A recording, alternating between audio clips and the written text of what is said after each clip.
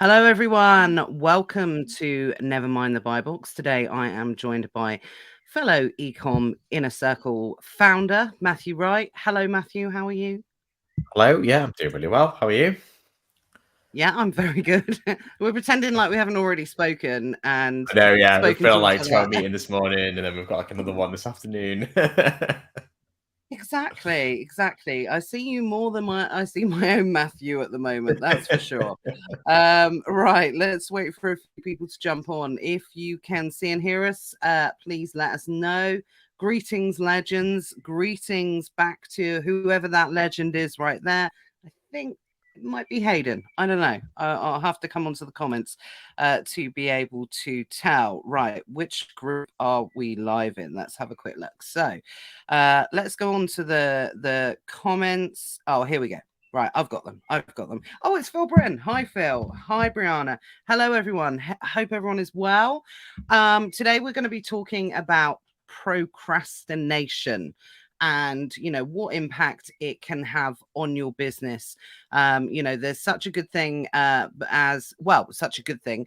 There's mainly negative procrastination that will have negative impact on your business, but there is such a thing as positive procrastination as well, so we'll talk about that, and we'll talk about a number of other subjects that could be holding you back. So let us know in the comments, guys. Do you procrastinate? Is it something that you are aware of? It is something that holds you back? Is it something that you want to fix but you don't know how? Let us know all your procrastination problems. Lots of P words today. Yeah, that's going to trip me up, honestly. So let us know all your procrastinating problems, and we will do our best to talk through it all. But just before we get started, just a couple of things I wanted to pick up in the world of Amazon. A couple of things that keep kind of popping up at the moment. Oh, yeah. Here we go. We've got some comments coming in. Lots of procrastinators. Well, yeah, we'll come on to those in a minute, guys, and we will talk through that. But there's a few kind of annoying things on Amazon that are doing the rounds at the moment. Regatings and verifications. We spoke about it a couple of weeks ago, and I just want to reiterate, guys, this is something we're going to see more and more of all the time. Amazon are continually moving those goalposts, and they are really making it quite hard nowadays to be able to, have a consistent flow of selling, especially if you have gone through a period of account health issues, or verifications or anything like that. They tend to be just that little bit hotter at the moment on those kind of things. But yeah, we are seeing lots of regatings at the moment. So just because you think you ungate once for a brand, don't think you're safe forever. That's not going to be the case, and it's going to be something that Amazon are going to continually keep doing. So just be aware of that and try not to get too frustrated. There's no way around it. You just have to, resubmit those details again. Now, what I would actually recommend is resubmitting the invoice if it is within 180 days. But if it is outside of that, it's unlikely that Amazon is going to accept it. So I'm afraid you're going to have to suck it up, and you are going to have to buy 10 units of whatever brand it is again. So yeah, anything like that at the moment. It sucks. We hate it. But someone made a good point earlier. It was Steve that actually posted it in the group, and I had it for Disney myself this morning as well. And what I apologies, I can't remember who posted it, but they said, what the good thing about this is, it kind of wards away the kind of flaky people a little bit, gets rid of the competition a little bit. And I agree. Yeah, definitely. That's the thing. I think there is a lot of people entering the space, so making it a little bit more difficult is going to be good for those that have been around a while and those that are determined to make it work. Yeah, absolutely. David said, even had to update card details that are already up to date. Yes, I don't know what the heck. We did ours like 4 times. I don't know what on earth was going on with that. Yeah, I know. Like I said, Amazon, they're just being that little bit testing at the moment, and I still haven't forgiven them. You know, for our account suspension a few months ago, and something else we're experiencing, which is just like a massive ongoing issue at the moment. And whilst I am somebody who likes to talk about things as we go through them, with this one, it's a very unusual circumstance, and I think what I want to do is kind of make a video about it or discuss when Yeah. it's all kind of resolved, because I don't know how long it's going to take. And I'm bored of thinking about it, and I'm bored of me hearing about it myself. So I don't want to bore everyone else on it, to be perfectly honest, until I have a resolution, because otherwise I feel it would just be an hour of me ranting about Amazon, to be perfectly honest. So I'm going to wait on that one until I've got a resolution, which, you know, who knows when that will be. Afternoon, Lee, Jay, David, Emily, and Ben are in the house. Ben procrastinates, apparently, according to Emily. But you know, the thing is here, who said all the time? Stuart says all the time, tried so many times to beat it. Look, I think it's one of those things that we're gonna dive into a little bit deeper today, because Yeah. it is an absolute fact when it comes to procrastination, when it comes to putting things off for whatever reason it is, everybody does it. And if you don't think you do, you either don't know that you're doing it, or you're kidding yourself. You know, that's the way that I look at it. So what are the areas that you procrastinate in, guys? Let us know in the comments, because it's important to understand, first of all, why you procrastinate. Well, it's important to understand, first of all, if you know that you procrastinate, and then try and work out why, and then try and correct it. So let me know. Oh, I love that, Lee. I actually made a joke similar to with Matt today. Lee says, I did think I'll watch the replay later, but then I realized what I was doing. Absolutely. I said that to Matt this morning. I said, You did. let's talk about procrastination on Never Mind the Buy Books today. I said, or maybe not. Let's just not do it. Ha ha ha. It was one of my bad dad jokes, kind of thing. So, but at least you got it.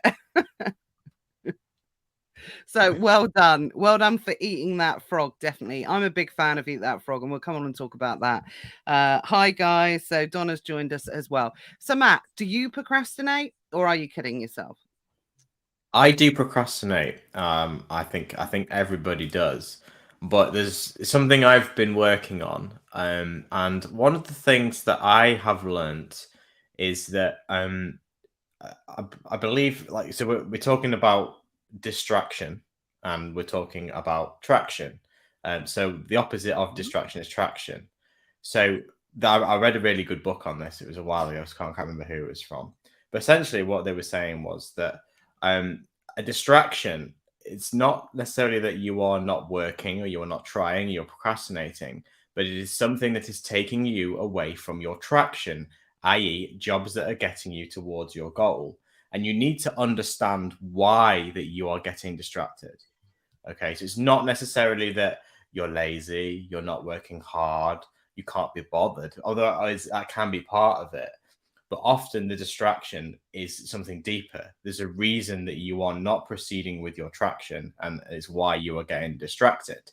So I found particularly that emails is a particular distraction. And it's not that not dealing with the emails is important or dealing with them in a timely manner, but I was taking myself away from the job I was doing, probably because I didn't really want to do the job in the first place.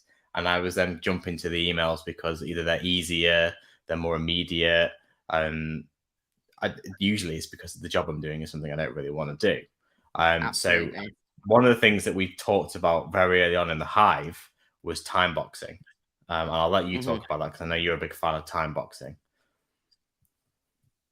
Oh, okay. Yeah, Okay, over to absolutely. you. And Have a- yeah, sorry, I didn't realize you were throwing it back to me at that point. That's a really, really good point. And yeah, we will definitely be talking about how I've ended up dealing with it because I am a big procrastinator.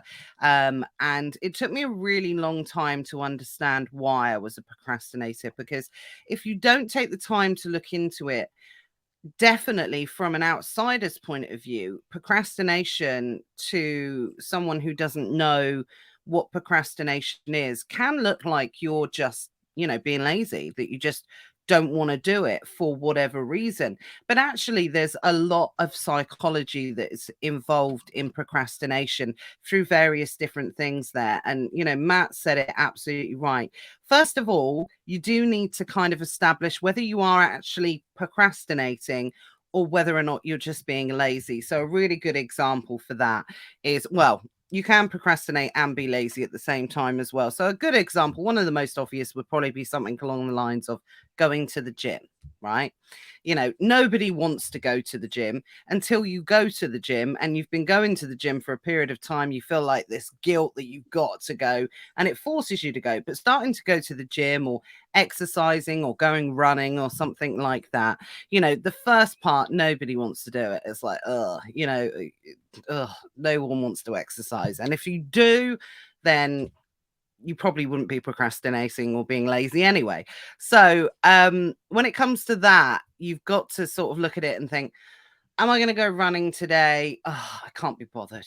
Is it procrastination or is it being lazy? Well, it could be either in that scenario. You could be procrastinating because you just simply don't want to do it. But the reason you don't want to do it is because you're being lazy. It's as simple as that. When it comes to that type of example. But when it comes to work, again, it's important to differentiate between the two. Are you procrastinating for a specific reason, or are you because you just don't want to do it? I mean, let's face it, we all have those days where we rock up to whatever we're going to do. I was going to say rock up to work, but it's like moving from one room to another for me. Rock up to work and be like, do you know what? I can't be bothered today. We all get it. Even I'm sure even the people at the top of the tallest tree, get those kind of days where you just can't be bothered. And my advice on those kind of days is, if it doesn't happen too often, just don't do it. Essentially, I'm not going to sit here and pretend that I do things that I don't do, or I don't do things that I do. Sorry. And there are some days where you just need a break. You just need a break from it, and that generally down to like mental exhaustion or something like that. So first things first, if you have that, just have a break. A break is so refreshing when it comes to the mind, and we are fortunate in a position that we are able to do that. Most of us that are watching this, especially if you are in doing this from a full-time point of view. But once you get past that, if I can't be bothered, are you being lazy, then you're sort of like, I'm procrastinating. That's when you kind of need to dig down. There can be like a number of different reasons here, and I will put up what where's that comment come from? I think it's come from the other group, so I can't see it. Apologies, not sure who this is. But I'm a big thinker, so procrastination, distraction is the next. It's the next thing. It's the bigger thing. I've realized, like Matt said, it's usually procrastination that slows me getting there in the first place.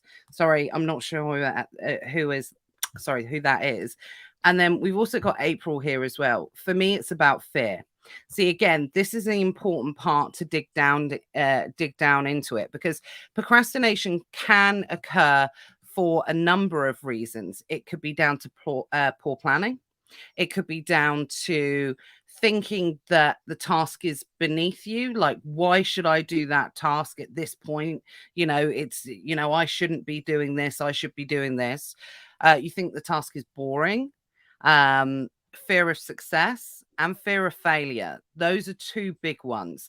And I know that they can be a little bit contradictory, because you would think, right, okay, everybody surely it fears failure, but they don't fear success, because why would you fear success? But the thing is, fear of failure is quite self-explanatory. You don't want to do it. You don't want to put yourself out there because you don't want to make a fool of yourself. You don't want anyone to think you're a failure. Whereas fear of success, I actually think, can be a lot more debilitating than fear of failure, because fear of failure is quite simple, and it's quite a simple understanding of fear of failure, whereas fear of success tends to be someone who lives so far in the future that before they've even started, that they have gone through every possible emotion to do with setting up this business or income stream. They've set it up, it's started, it's worked, it hasn't worked, they've had to employ staff yet because it's worked. They've had to pay people, but oh no, I don't know how to run a payroll. How would I employ someone? I might need a warehouse. Where can I get the deposit for that? What do I need to look at from a legal appointment? All of these type of things. That's actually fear of success, where you go so far into the future with what's happening that you kind of talk yourself out of it. Has anyone ever stood there, wanting to buy something in a shop, and before you know it, you've talked yourself out of it because you've thought of all the reasons, why you shouldn't buy it? It's quite similar to that. And, so fear of success, fear of failure, those are definite two big ones.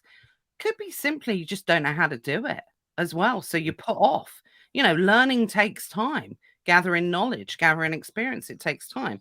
And then finally, what Matt was talking about there is easily distracted. So if you are somebody who is unable to focus solely on a task, then you will find your mind kind of wandering off and, sort of looking on Facebook or social media or reading about what's going on with the Kardashians or something like that. Well, I'm just talking about, what, what I do, what distracts me every now and again. And definitely time boxing, time blocking, creating a plan and sticking to it here.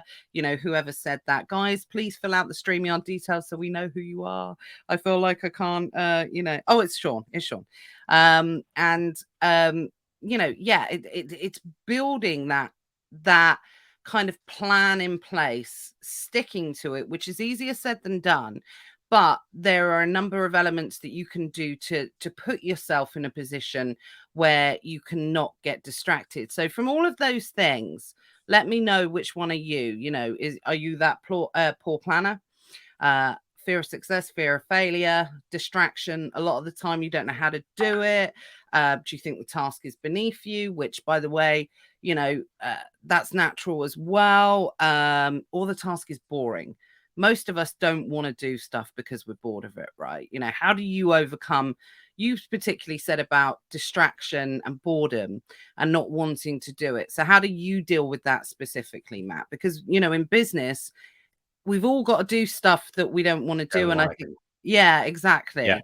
So there's a couple of things to break this down. So the first thing to realize is that procrastination and prioritization go hand in hand. Most procrastination is due to a lack of prioritization, i.e., prioritizing what is actually important to get you on your traction path rather than what is going to get you distracted. So you need to spend time prioritizing as a business owner. Take the time out and prioritize. We've all got shiny object syndrome. We all want to do so much with our businesses. We have to recognize that we cannot feasibly achieve all these things. And it's not to say that these things will never happen, but it's to say that they're not going to happen today. And you have to prioritize, right, what is my goal and what is the thing that is going to get me towards my goal the quickest? And if it's this thing rather than this thing, then I need to do that first because that's all part of prioritization. And as well as prioritization, so like I say, there's a few things that I do to help with my procrastination.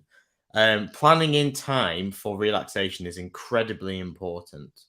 What you will find is you very easily fill your schedule out with meetings and things, emails, Amazon, whatever it is, day-to-day stuff. Before you know it, your whole day is gone. And then you will then go into the evening. You haven't achieved what you thought you were going to achieve because you haven't prioritized what actually needed to be achieved. You just kind of gone with, I need to do everything today, which was physically impossible anyway.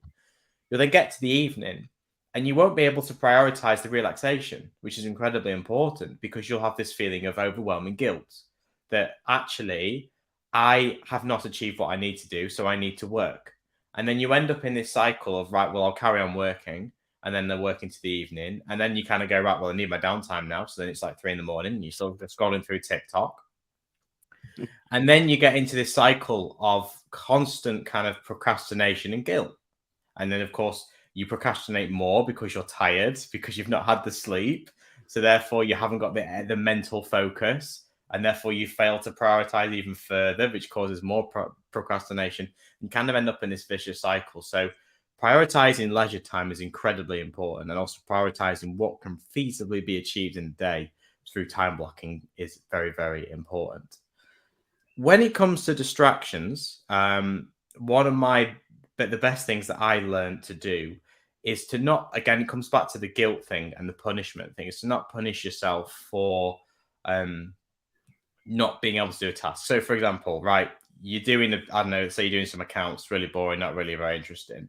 You find yourself scrolling over to social media or some sort of newspaper article. Rather than saying, I'm only going to read this newspaper for 10 minutes and then I'll come back to the task. Say to yourself, I will do the task for 10 minutes and then I will come back to the newspaper. What you will find is you'll get yourself into a better flow state, and you'll actually, because the hardest part about procrastination is starting. Once you start, you kind of get yourself into a rhythm and then you can go forward with that. So rather than, again, doing the 10 minutes and then kind of doing another 10 minutes, and the next thing you know, an hour's gone past where you've been scrolling through TikTok or reading the Daily Mail or whatever you choose to do, you say to yourself, right, well, I'm going to reward myself for doing 10 minutes work by going on the Daily Mail. And what you'll find is you probably never actually go on the Daily Mail or TikTok because you've kind of got yourself into that flow state. The worst thing you can do is kind of flip it and go, right, I'm going to go on TikTok for 10 minutes. And then an hour's gone, and then you feel guilty because you've wasted an hour on TikTok. So then you kind of get into, again, it comes down to cycles of, well, I've wasted an hour on TikTok, so there's no point me even starting this task now, and things just kind of fall down, and it can be very negative on your productivity. Yeah, definitely. Definitely. It's like that kind of thing, starting a diet, isn't it? Oh, yeah. I've fallen off the wagon today, so I'll start on Monday. Might as well, you know, eat the contents of the cupboard for the rest of the weekend. And yeah, I'll start on Monday. I'll be fine. Thanks, Julia. That's very nice of you to say. I don't know why I put that comment up there. I was matching the branding today. Right, never mind the buy box, isn't it? I like the color. I just need a little tag on there. I was matching the branding. So I don't know. It's been such a beautiful week weather-wise, weekend. And I feel like throwing out the black in terms, and wearing a bit more color at the moment in terms of clothing. But thanks for saying that, Julia. I really appreciate it. I like what David's put. I keep working on what's working, which isn't bad. However, I've grown each year and I've never got round to say something like bundles and example when I probably did have the time, not having factored it into my week. This is a really common one, actually. And this is like what I was talking about with positive procrastination. So what David's talking about here in particular is, sorry, didn't come out in my comments. What David's talking about here in particular is there's very much a part of his business that would work incredibly well with bundling, but his current business is doing incredibly well at the moment, growing year on year, doing really, really well. And whilst the smart thing is to diversify, especially when you have the type of business that David has, he's guilty of, and I say guilty in the leastest term, you know what I mean by that, David. I don't mean that it's a bad thing at all. He's not kind of diversifying because he's working on what is working in his business. So this is a clear example of baby steps, small steps at a time, the compounding factor of if you can spend just a small part of your day focusing on something new. It's the 80-20 rule, whatever way you want to look at it. Then all of a sudden that 20%, that 10%, that 5% of what you're focusing on something else, but you're doing it consistently, all of a sudden starts to build, it starts to compound. And then what happens, instead of another year going by without doing anything, even if you've managed to be able to build, 5% or 10% new of something in your business, then what it's doing is it's getting you started. Because, like I said, you said it yourself, Matt, that we're all kind of very guilty of, right, okay, well, I didn't start it, so therefore I won't until tomorrow. But tomorrow never dies, right? So, and tomorrow never comes. So it's something that you are better off doing a small part of it, as Matt said, even if it's just 10 minutes or something like that, and doing it on a consistent basis and factoring it into your day, into your week, into your month, whatever the task requires, then you are more likely to succeed and break that chain of procrastination, as opposed to trying to start something new, because we're humans, right? So when something new comes, it's scary, and we might have to learn something new. Well, we generally have to learn something new, but who's got the time to learn anything new? So we just carry on carrying on. Mm. So the important part to do that is to make sure that you do it small chunks, a small bite at a time. Just allow even half an hour a day for something that you can be completely undistracted to build something new within your business. Because I tell you what, if you add up, I think it's someone said, if you do something for 12 minutes a day for a year, then you can become just 12 minutes a day in whatever field, in something that's, relatively easy to learn, then you can become an expert in a year by doing something for 12 minutes a day. Of course, that doesn't come down to like brain surgery or anything like that, of course. But you will become proficient in that, whatever you're doing. And it's adopting that and added it in. So we, at the start of when we launched the Hive, one thing that anyone's a Hive member that will be watching or listening to this, which I'm very much aware of, and I wanted to make sure that we set off on the right foot, is the Hive can be a little bit overwhelming sometimes, especially for people that are, we're only 2 months in, 2-3 months in, and already it is filled to the brim with content. It is filled to the brim with, videos, training, everything that everybody wants to learn about selling in this space. And I was very aware of, when people come into these type of environments, it can be very overwhelming in terms of the amount of information that's available, because you're there because you want to scale your business, or there's something not, working well within your business, or something you want to improve. And to be honest, it could be time management, it could be procrastination. So I was very aware of that. So the first session that we did, before we gave any type of training, everyone's like, where's the bundle training with their pitchfork? We want training, we want training. And but I was very aware of the amount of information that was going to come in like a wrecking ball, essentially. So it was important on our first session to make sure everyone was prepared for the amount of information that they're going to receive. But not only that, how they could action it. Okay. Because, I have people that sit down and listen to every single one of our videos, but don't have the time to action it, or don't have time to listen to it. So it's important to be able to prepare yourself mentally, physically, and get rid of those distractions and make sure that you can focus on that information. Of course, I'm talking about the Hive, but that can be relevant to anything that you want to implement in your business. So we spent a good couple of hours talking through, how you could have everything and alleviate that feeling of guilt that Matt was talking about, especially if you're parents, especially if you've got a family, especially if you've got commitments. Half of the battle is, leaving your kind of work day feeling satisfied. And we put so much pressure on ourselves that we end up doing nothing at all. Yeah. Whereas, one of the things that, if I said to everybody now, if you got one great money making task done a day in your business every single day, you would achieve an incredibly high level of success over a period of time. it is better to leave the day feeling fulfilled and you have achieved something, as opposed to being left with a constant in a constant state of frustration. So, never ending to-do lists and job lists are not the way. It's about identifying and prioritizing what needs to be done at what point in the week. And when we say prioritizing, like I said, I was a big fan of Eat That Frog, and I completely understand the concept of that. And I was getting, my tasks that I hated doing like first thing in the morning. I still kind of do that a little bit now, but I've kind of jigged it a little bit, because it may well be that that doesn't come until the end of the day, but I'm fully prepared to do that at the end of the day, because I know sometimes I don't want to do the task first thing in the morning. I really don't want to do it. I need to warm my brain up, or I need to be in the flow of something, or whatever. So it's about knowing and tackling when those big tasks come. So that's it from me on that, essentially.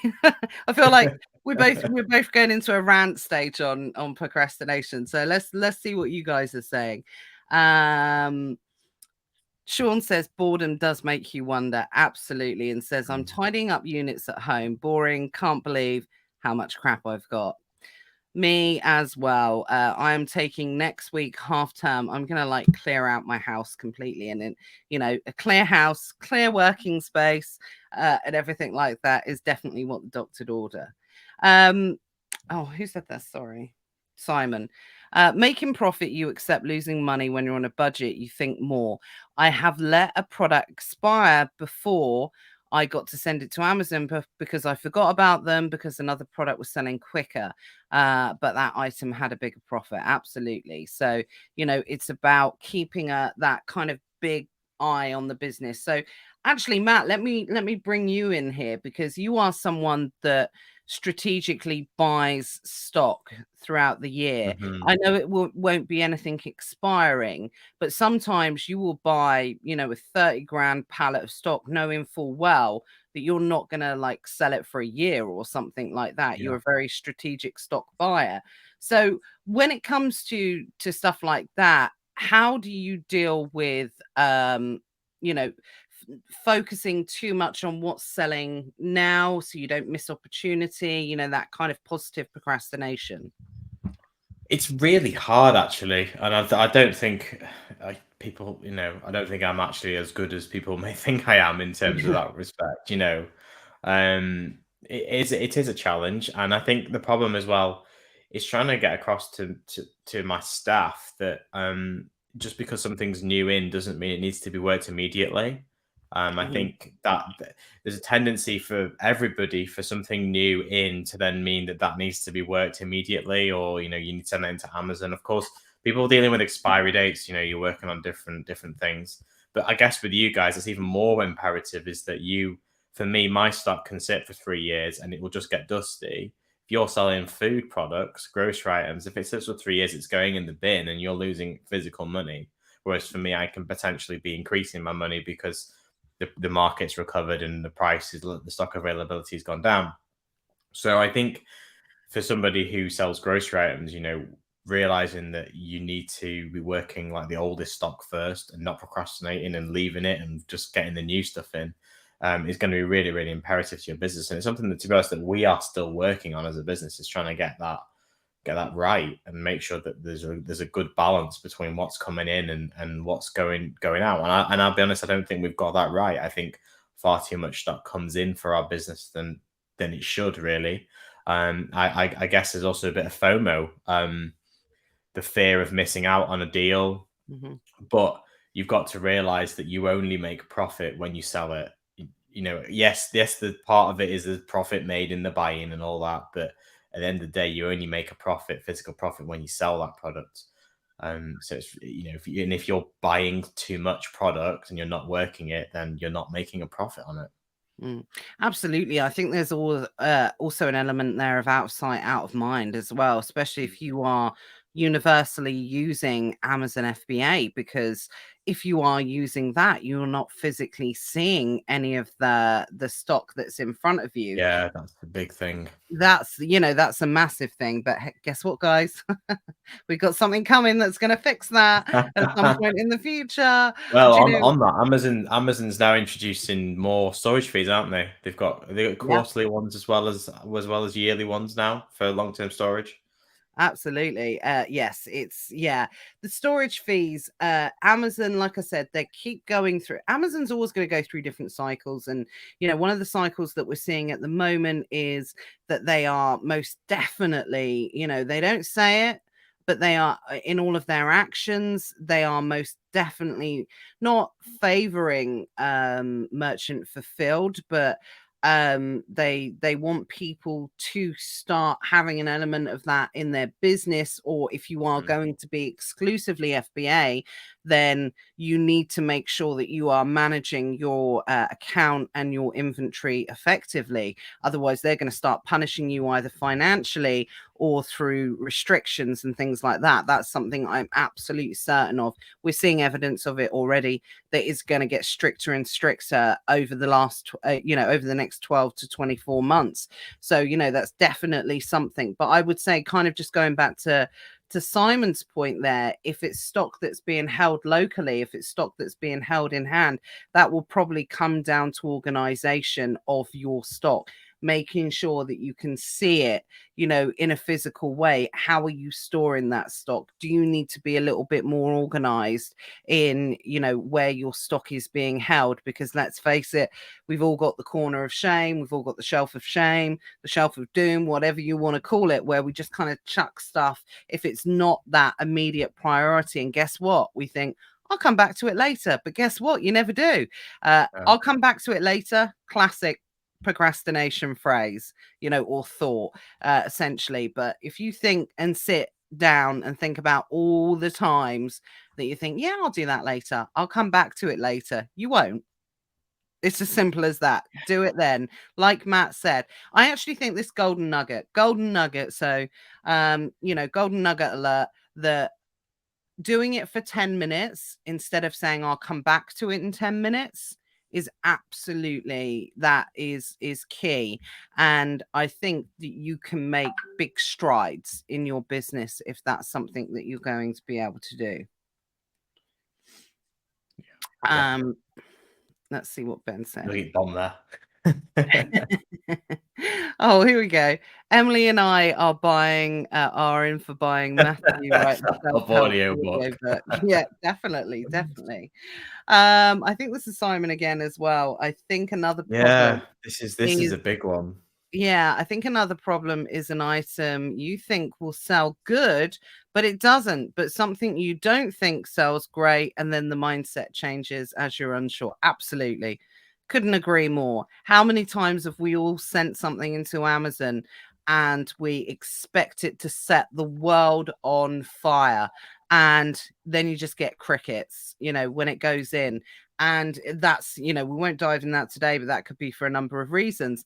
And then other times where you take a little punt on something and you think, Matt Cromie is brilliant at this. I don't know how he does it. He's got that kind of smell what sells attitude. He takes a lot of punts in things and they always work out. And, unfortunately they work out a lot that I can't say, oh, you got lucky there.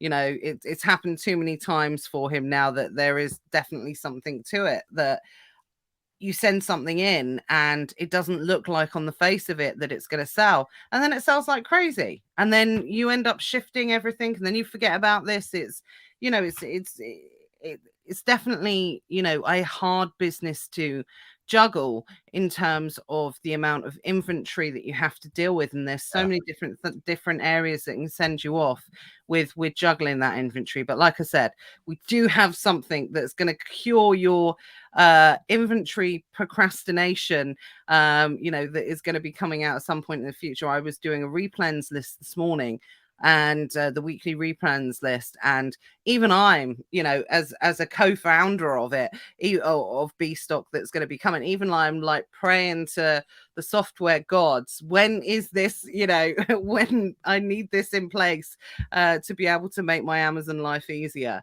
And it's going to remove a lot of procrastination for some of the stuff that we don't like doing as well. So not everything needs to be done manually, guys. You just have to make sure that you're listening to the right group, you're following the right group, and we'll make sure that we'll look after you as much as we can do, but we can't do everything, unfortunately. Yeah. Yeah, I think another one of these is one particularly hard when you buy something that's sold well in the past and it doesn't sell, and you kind of like, well, why did it sell before and doesn't sell now? And I think it can be really hard. You become very uncertain about your buying abilities and the business in general, because Mm-hmm. I think the problem is a lot of things you see a problem, like, there's an economic crisis. Well, that's why this is happening. Or there's a sunny day, so this is why nobody's coming into my cafe, for example. A lot of businesses that you can see why sales are down, there's very obvious reasons, whereas with e-commerce there's not always obvious reasons why some things are good and some things are not. Back to the weather example, I expected this weekend to be terrible because it was sunny and it was really good, but we've had other weekends where it's been, everyone has just sat on the computer, nothing better to do, tumbleweed. There's no kind of rhyme or reason to a lot of it, which I think is really hard and makes you very uncertain. I think with things like that, with justifications as to why something is working or isn't working, there are certain times when sales are going to be rubbish or whatever. Yeah. And summer holidays in particular, it's a long sustained period of time, kids are off, it's expensive, people are on holiday, all of these different kind of compounding factors. But Amazon is big enough to bypass a lot of them, to be perfectly honest. Yes, bank holidays tend to be like quieter and things like that, but generally, unless you are selling sun cream and lilos, then and it's the 3rd of December in the UK, generally Amazon is big enough, and people's inventory provides protection. The depth of people's inventory should provide a certain level of protection for those type of things. So again, that will come down to making sure that you're not procrastinating. I can link everything to procrastination by diversifying the type of products that you sell. If you're in one area, you leave yourself exposed. You leave yourself exposed to seasonality, you leave yourself exposed to lack of stock, supply issues, things like that. So it's why I love this model, to be perfectly honest. Whatever it has, its pros and cons, there's no doubt about it. But depth of inventory and the ability to be able to manage that depth of inventory provides a lot of protection in the e-com selling space, definitely, especially on Amazon. Yeah, completely agree. That's the thing. I suppose one of the good thing is that, hey, so you could stock a wide range of products to smooth out a lot of those bumps. Whereas in a lot of other businesses, you're very focused on one key area, which is, unless of course your business is seasonal. But even then, if your business is seasonal on Amazon, you will stock relative seasonal products. You'll stock paddling pools in summer, and then you'll stock heaters in winter. You can have consistent sales through seasonality. Not that it has to be like that. Whereas if you own a campsite, or if you own an outdoor pool, you're not going to be very busy in December, are you? Yeah, absolutely. I've logged into the other comments now because I can see it's Emily that says this. I procrastinate with housework more than work. I'm kind of the opposite. If this is why working from home, I have had to be really strict with myself.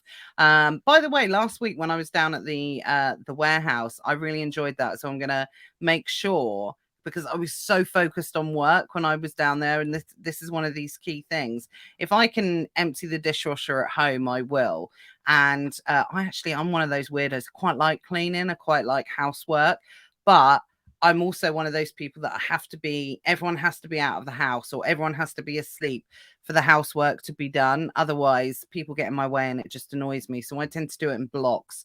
So if you turn up at my house on like a Friday night, it will look like, Hiroshima all over again. Whereas, if you come up Saturday lunchtime, Saturday lunchtime after I've been on the cleaning spree, it's going to look amazing. And that's where most of the Facebook pictures are taken at that time as well. Hot tip there, guys. Only take your Facebook pictures after your house has been cleaned. So yeah, but again, it comes down to procrastination. But this is true. Anyone that saw that opening episode of The Hive, I block in the time to clean my house. I block in the time that I spend with my kids, and it sounds more regulated than it is, because you think, my God, what sort of sociopath are you that you block in time for your kids? But it's not about that. It's about ensuring that I have the time with my kids to be guilt-free in order to, that's the most important thing. The guilt element. Yeah. I should be working because I didn't do anything all day. That's the problem. And that's why this is why I think that people struggle in this business, and people have bad relationships, or can have bad relationships with their family, their partner, their husband, wives, their family in general, and friends, because it's very easy to procrastinate. There's no boss, there's nobody sat there watching you. You want to sit on TikTok all day, you can do that. But then you will feel the guilt at 8 o'clock at night when you sat down for dinner with your wife, and you haven't done anything all day, and you feel like you need to go to work because you know that there's only a few hours left of the day. So that is where the worst thing about procrastination is it can be the guilt. It's the guilt. It's definitely the guilt. And when you become a parent in particular, God, the guilt for everything is sorry guys, I've got to put Paulina's comment up. I would love to start see like Natalie's cleaning TikTok. Oh my God. Do you know what? When I was younger, I used to wear my hair in a big bun, and obviously I'm quite fair. I've got quite light blonde hair. I used to wear my hair in a big bun on top of my head until someone called me that, that woman, the clean your house woman, Aggie, or someone like that. Oh, or yeah, Kim. No, Kim Woodburn. That was it. They were like, wow, you really look like Kim Woodburn with your hair like that. And I was like, oh my God, I never wore it like that again, ever again after that. So yeah, I put my hair up in a bun and I get my best Kim Woodburn cleaning session on. So yeah, but I'm like, I like a good clean, definitely, for sure. Anyway, that's a whole nother podcast and YouTube video there for sure. Maybe we'll do it one day in The Hive. Who knows? But yeah, the guilt, it's definitely something. I had it yesterday.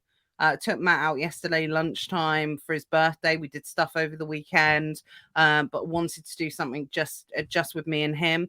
And obviously, traditionally, Monday's quite a busy day, and I felt guilty, and I actually ended up working late last night, which I never do. I never work at night, but because I took that time out of the day, especially on a Monday, which is always Monday and Tuesday are my most productive days, definitely. I felt like, oh God, I've got to get it done. And I was working at 10 o'clock last night, which is something I really try to avoid to do, because my brain just doesn't work as well at that time. My brain fires on all cylinders at 5 o'clock in the morning. So again, that's another important part, another crucial part of it. Set your tasks when you know you are going to be at your most optimal. There is no point saying that you're going to do stuff late at night and blocking it in and doing it at that time if you are just not productive at that time. Understanding and working that out, hugely important. Big tip there to be able to do that, because yeah, if you're not at your most optimal, then it's going to take you longer, you're going to get distracted, you're going to put it off, you're going to get frustrated, all of these different kind of feelings. So I always want to make sure that I'm working at the time that I'm going to get, or be most productive. Yeah, completely agree. Yeah, that's a really interesting point, actually. I was going to mention that. So the traditional thinking is very much that the morning is good for people who procrastinate, because you come into the day, you just get on with your jobs, and you kind of have that feeling of accomplishment, by midday. Well, I've done all this, I've done all this, I've done all this. The flip side of that, though, is that people don't always work well in the mornings. I particularly am one of them. I'm very much an evening worker. I found my routine is an evening. I'm I know you're an early morning. That you quite happily get up at 5 in the morning, but I struggle to get up before 6 or 7. And I think I tried the 5 a.m. thing and it didn't work for me Right. because I could get up. I felt knackered, and then I do this work, and then I'd go back at like midday, and I'd be like, "This is absolute trash. What on earth is this?" You've just made loads of mistakes and loads of errors.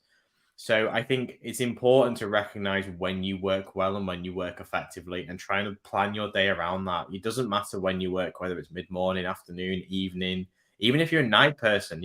If you work well between say 9 p.m. and 1 in the morning, then make that your focus work. And actually, you'll probably have less procrastination because you'll have less distractions. Because there's as much as there is in the morning, there's no distractions between sort of 5 and 9. There's no distractions between 9 and 12. So whenever it is that you work effectively, make that your time to plan around. And I think you'll get a lot more done by trying to work with what your body is telling you. If your body tells you that you need to lie until 8 o'clock, but you're quite happy to work in an evening, then work with that and stop trying to fight against it just because people say, "Oh, to be successful, you have to get up at 5 in the morning." I don't think that's true, and I think it's actually bad advice, to be honest.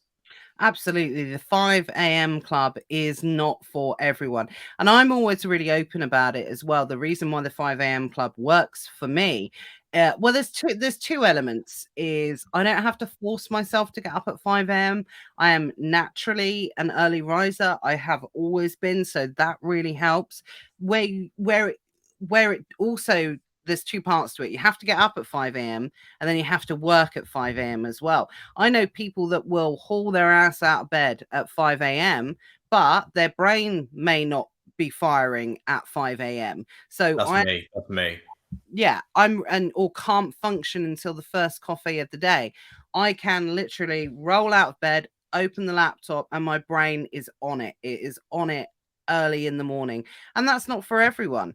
It's something you kind of have to train a little bit. But at the same time, I'm not going to make any bones about it. That's just naturally, it's just natural for me. It's one of those things. But at the same time, I'm someone who, I'm really fortunate that I found the 5 a.m. club essentially, because otherwise I'd just be there laying and kind of looking at the ceiling. I decided that I had to be productive at that time because I'm awake. So that there's also an element for that as well. Yeah, completely agree. Yeah, this is one of my favorites. Part of the reason why we definitely sell in the US as well. If you do not make money while you sleep, you'll be working all your life until you die. It was Warren Buffett that said that. Definitely. It's one of my favorite quotes, or motivational quotes or whatever. Find a way to make money while you sleep, and we all are here to be able to make money, unfortunately. But for some reason, if you just sell in the UK, I don't know, Amazon, you don't tend to get a lot, regardless of volume of sale, don't tend to get a lot of sales overnight outside of Amazon. Yeah, 11 till 6 seems to be very kind of quiet. 11 Yeah, p.m. till you might 6. wake up to the odd, more in Q4 and things like that. You might wake up to, a few £100 or something like that. But I'd always had businesses before Amazon that did particularly well overnight, e-commerce businesses through our distribution company. Our Shopify store does well. It does better Yeah, overnight. It's really odd. I don't know if it's to do with like the adverts and like Amazon dials yeah. back its advertising at night, i.e., because there's less people online. So therefore, we're now getting higher position on our paid advertising on our website because we've paid less than Amazon have. So therefore, we get more sales. I don't know if it's Yeah. something to do with that. It's weird. I've never understood it. I've never understood why the biggest retailer in the world does not deliver more sales overnight. Yeah. Whether they're just delayed, whether they do come in overnight, I don't know. One thing I've never understood. It's really weird. Ben says, if I'm in the mood, the most productive and best work is always between 10 a.m. and 1 a.m. in the morning. So, yeah. Yeah, and again, my advice would be to plan your day around that. Right, you've got a nice 3 hour window where probably no one's going to call you. You've got no Mm. distractions. You might have to fight with the TV a little bit because there's probably some good programs on, but that comes back to 10 minutes of work and come back later. But generally speaking, you're not going to get the bombard of text messages, the emails from suppliers, the offers. So I think that is a good time to allocate yourself to focused work where you can focus on new projects. One thing as well I would say to people is one thing we've done in our business that's been really effective is to do one thing a month. People shiny object syndrome, they try and do too much. If you do one thing a month and then make that your focus, you'll have 12 successes in a year. And like that, maybe that's say you're starting. Someone said they hadn't had time to start bundles, right? Well, June is your bundle month, and that's the only thing you're going to do. Of course, you still maintain your business, but your focus of everything else is just on this one thing. And then the next month you can move on to something else. You'll have a lot more success implementing these one thing a month. And then, of course, you can then build systems around that as part of that one thing in a month. You can get 12 new product designs or 12 new bundles or 12, whatever it is in a year, rather than kind of trying to do 17, 20, 30 different things in a month and actually not achieving any of them because you've just got these raft of started projects that don't actually achieve anything. Yeah, exactly. Do you know what? I've got we had a couple of things on the list. I'll tell you exactly what's on my list today. This is the level of the depth of what goes onto my list. So we've got a few meetings today. Matt and I onboarded a new team member this morning, so that was essential. That was the first thing that we did today. Onboarded new member of the team, went through everything with them. That was like the first hour of the day. Then outside of that and a meeting, I have two things on my list today. One is writing an SOP on listing suppressions, which is as fun as it sounds. And the other one is replens. That's it. Yeah. It's all on my list today. And you know what? Both of those will get done. And I will, by the time the kids come home, which is when my work time stops, I will be completely, happy with my output today, because that was what was on my list. That was what needed to be done, and it's been done. Yeah. And again, as well, planning your day will make you realize what's achievable for you. Because I think a lot when we started the time blocking thing in the Hive, we had a lot of people saying, "Oh, I can't stick to it." The problem is, generally speaking, they're probably trying to do too much. Yeah, too much.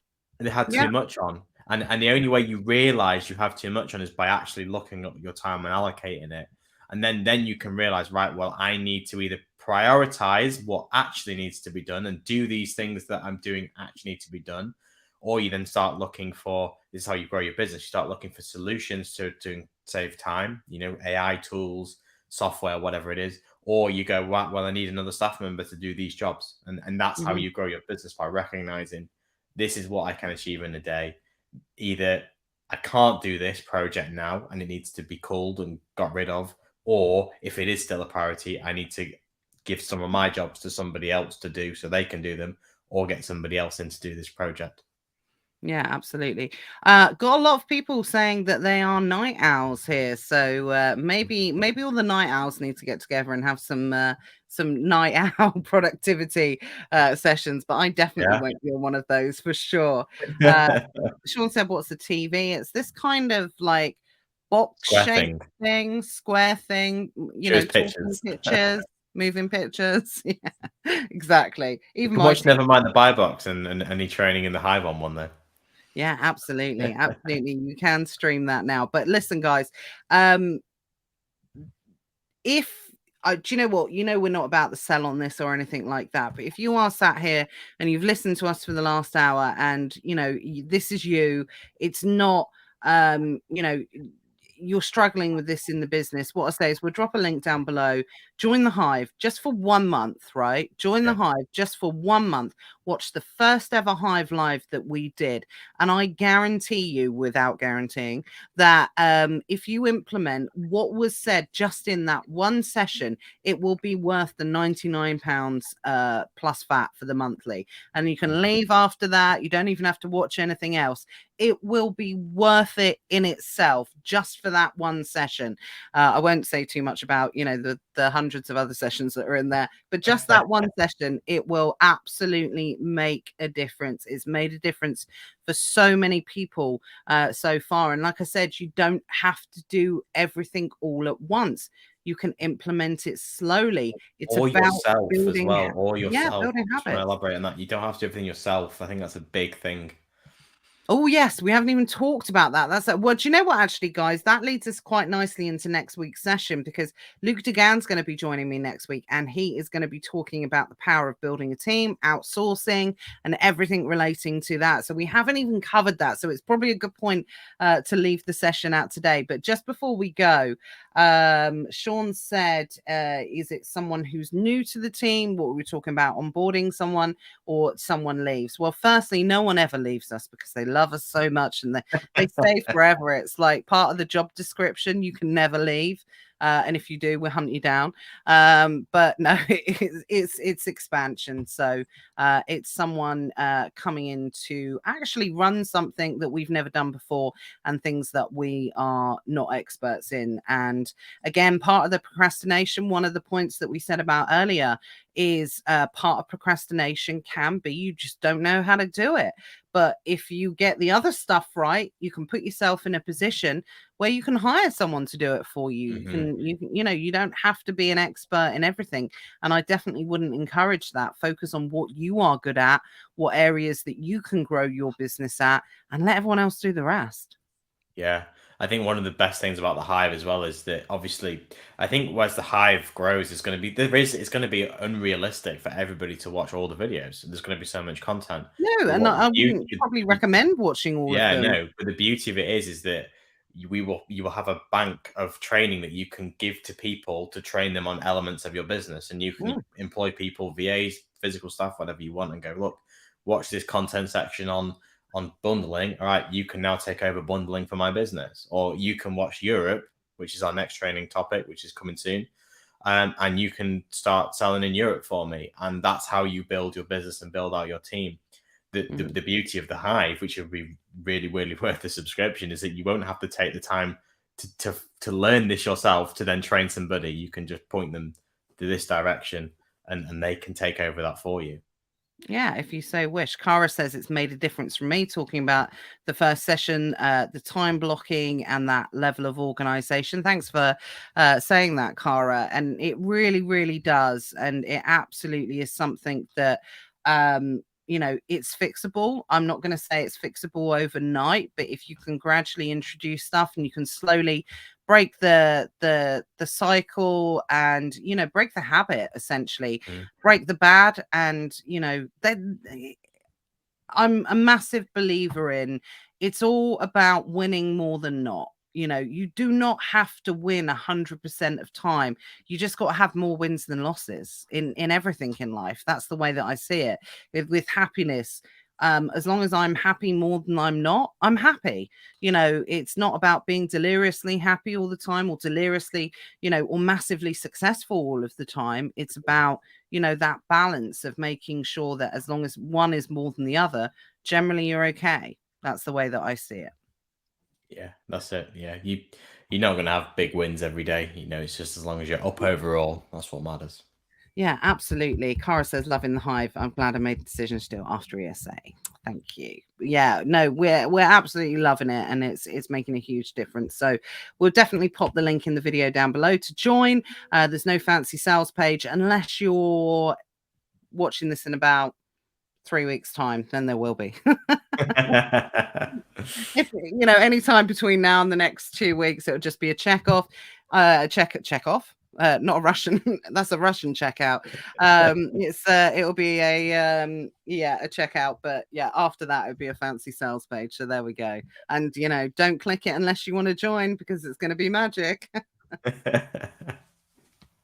Okay, guys. Well, I think we'll wrap it up here. Thank you so much for joining us. I think it's been a great session. If you watched it live, it meant that you're on a good, a good start for not procrastinating. If you watched us on YouTube on the replay, please make sure that you drop us a comment. How do you procrastinate? How are you dealing with it? If you are a member of the Hive, are you implementing the stuff that we went through in the first session? Please give us a thumbs up if you have enjoyed the video, and also subscribe. There's going to be some new video content that is going to be added in the next few weeks. Not only are we going to be uploading the live that's goes through the Facebook, then there's also going to be, between 1 and 2 videos being uploaded every week. And generally, those are going to be things that are going to be, able to help in the Amazon e-com selling community. Think how to fix problems and, stuff like that. Just stuff that's going to be handy for you guys, free of charge, of course, completely. So, as I said, next week, Luke Dugan is going to be here, and he is going to be talking about VAs, virtual assistants, everything that you can do in order to have someone do stuff in your business if you are so not inclined, or you don't want to learn it, or you just don't have the time to do. So I think it actually unintentionally, it's kind of like a part 2 to this video. So as always, thanks everybody. Thanks, Matt, for joining me. I'll see you guys next week. Have a great week, everyone. Take care. See you soon. Bye-bye. Bye.